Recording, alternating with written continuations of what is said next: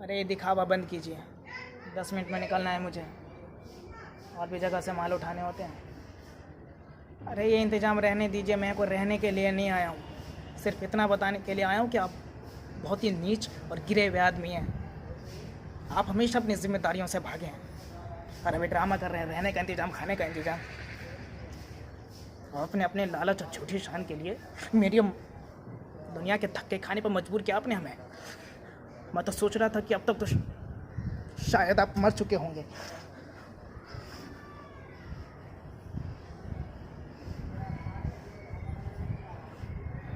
मैं यहाँ सिर्फ अपनी माँ के लिए आया हूँ, क्योंकि जाने से पहले माँ ने मुझसे बस यही एक चीज़ मांगी थी। वो कितनी खूबसूरत थी, इतना प्यार करती थी मुझसे, इतना देखभाल किया उन्होंने मेरा। बुरे से बुरे टाइम में भी मुझे जो चाहिए होता था ला कर देती थी। उनके जैसा शायद ही कोई इस दुनिया में हो सकता। इसलिए मैं जो कुछ भी हूँ सिर्फ और सिर्फ अपनी माँ की वजह से हूँ। एक माँ होने के साथ साथ उन्होंने बाप होने का भी फर्ज निभाया। आज वो नहीं होती तो पता नहीं मेरा क्या होता, मैं किस हाल में होता, कहाँ होता।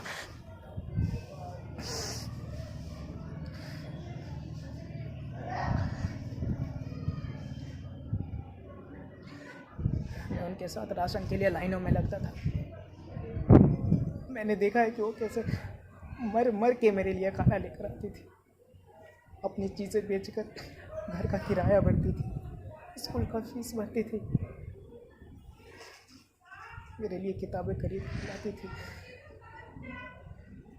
इतनी गरीबी के बावजूद भी मुझे मेरा पसंदीदा आइसक्रीम खिलाती थी और हमेशा कहती थी कि बेटा एक दिन सब कुछ ठीक हो जाएगा, एक दिन सब कुछ ठीक हो।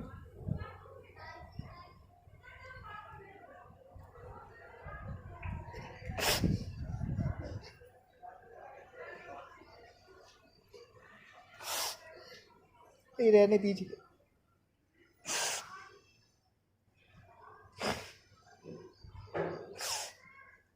12 साल की उम्र से ही मेरे से जितना हो सकता था मैं उतना उनकी मदद करता था। सुबह गाड़ियाँ धोता था, शाम को किराने की दुकान पर बैठता था, और जो भी पैसा मिलता था सीधे लाकर माँ के हाथ में दे आता था। मेरी माँ यही कहती थी कि बेटा तू अभी कमाई की चिंता मत कर, तू अभी पढ़ाई पर जा, पढ़ाई पर ध्यान दे।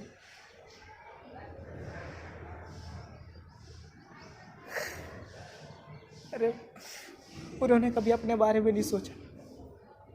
सोचने की बात तो छोड़ो आप, उन्होंने तो अपने लिए कभी एक चीज़ तक नहीं खरीदी। और पता, एक दिन मौसी का फ़ोन आया था, मुरेठ वाली मौसी ने उनसे दूसरे शादी की बात की तो माँ ने साहब मना कर दिया। मौसी ने भी 2-3 बार बोला कि शादी कर लो, पर मम्मी ने मना कर दिया। उन्होंने अपना सारा का सारा ध्यान मेरी ज़िंदगी बनाने और मेरे पढ़ाई के लिए पैसे जमा करने पर लगा। मेरे लिए उन्होंने कितनी मेहनत की, कितनी मेहनती थी वो। पर आप इतने बुज़दिल कैसे निकल गए? आपने पीछे मुड़ के हम दोनों को देखा तक नहीं, छोड़ कर चले गए।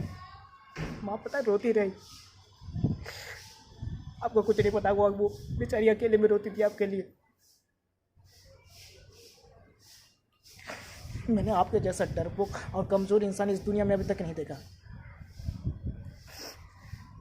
अरे जब आपको परिवार चलाने की हिम्मत नहीं थी तो मेरी माँ से शादी क्यों की थी फिर आपने?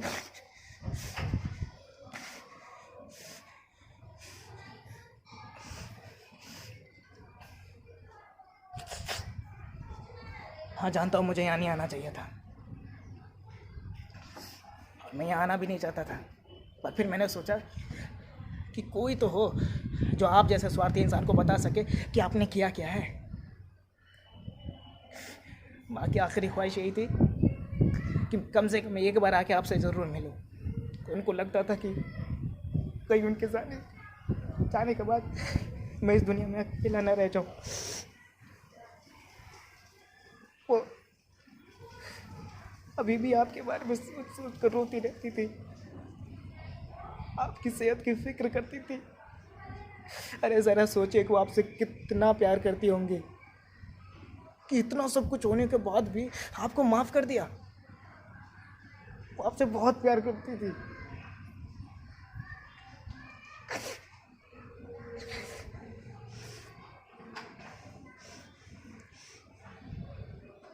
पर मैं अपनी माँ जैसा स्ट्रांग नहीं हूँ, क्योंकि मैं जानता हूँ कि आप किस तरह के इंसान हैं।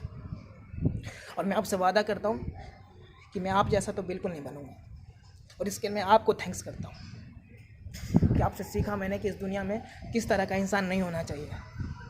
और आपकी बातें सोच सोच कर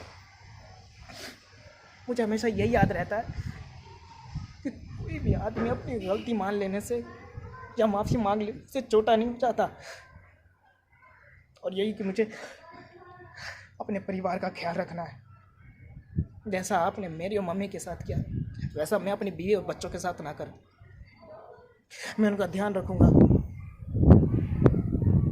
उनके जो सपने पूरे करूंगा, एक अच्छा बाप बन के दिखाऊंगा। मैं आपकी तरह तो बिल्कुल नहीं बनूंगा, कभी नहीं।